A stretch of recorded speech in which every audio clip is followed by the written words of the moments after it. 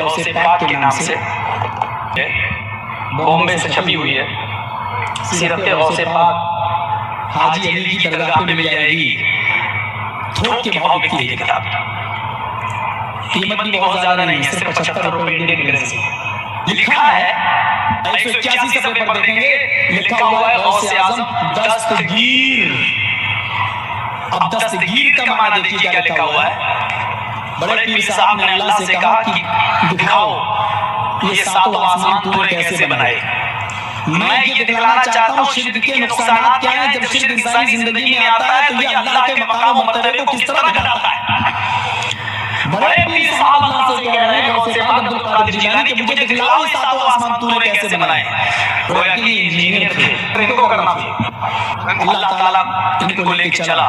پہلا آسمان دیکھا کہا بالکل ٹھیک, دوسرا دیکھا کہا مستحسن اچھا ہے, تیسرے کو بھی پاس کر دیا. پر جب اللہ پہنچا پانچواں چھٹے پر تو وہاں سے اللہ کا پیر پھسلا. بڑے پیر صاحب کا پیر نہیں پھسلا, میں بولنے میں غلطی نہیں کر رہا ہوں, اللہ کا پیر پھسلا اور چھٹے آسمان سے اللہ گرا اور وہ گر کر نیچے چوتھے آسمان پر آیا. بڑے پیر صاحب نے اپنا دائنا ہاتھ بڑھایا اور اللہ کو کھینچ لیا, پکڑ کے ان کو اٹھا لیا. گرنے سے زمین پر آنے سے ان کو روک لیا, ہاتھ پکڑا اور ان کو کھینچا اور ان کو چڑھا لیا اللہ کو کھینچنے والا. یہ دستگیر کا معنی آپ نے تو واقعہ بتا دیا, کتاب کا نام اور صفحہ نمبر بتایا, لیکن جس نے کتاب لکھی ہے اس مصنف کا نام نہیں بتایا. تو پتہ کیسے چلے گا کہ یہ کس نے لکھی ہے, اب کس نے لکھی ہے؟ مگر یہ بتا دیا کہ حاجی علی کی درگاہ پہ ملتی ہے. اب حاجی علی کی درگاہ پہ ملتی ہے تو جو لوگ درگاہ پہ جاتے ہوں گے تو وہی لوگ اسے خریدتے ہوں گے, خریدنے کے بعد پڑھتے ہوں گے اور یہ عقیدے کو فالو کرتے ہوں گے. اور جو لوگ درگاہ پہ جاتے ہیں بے شک وہ لوگ زیادہ تر بریلوی حضرات ہیں.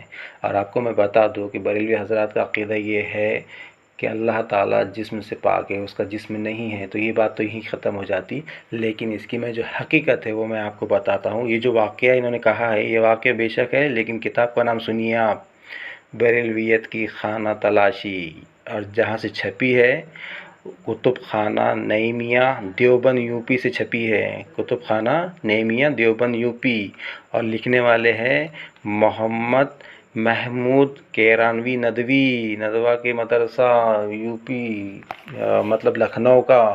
وہ لکھا کس نے ہے, کہے کون رہا ہے, اور الزام کس کے اوپر ہے. اس طریقے سے جھوٹ نہیں بولنا چاہیے. اور ایسے 2-3 مولوی لوگ اور 2-4 مولوی اور ہیں جو اپنے تقریروں میں لوگوں کو گمراہ کرتے اور بہکاتے ہیں جھوٹ بول کر, اور آپس میں مسلمانوں کو لڑواتے ہیں کہ جیسا, یہ تو وہی غلط بات ہے نا.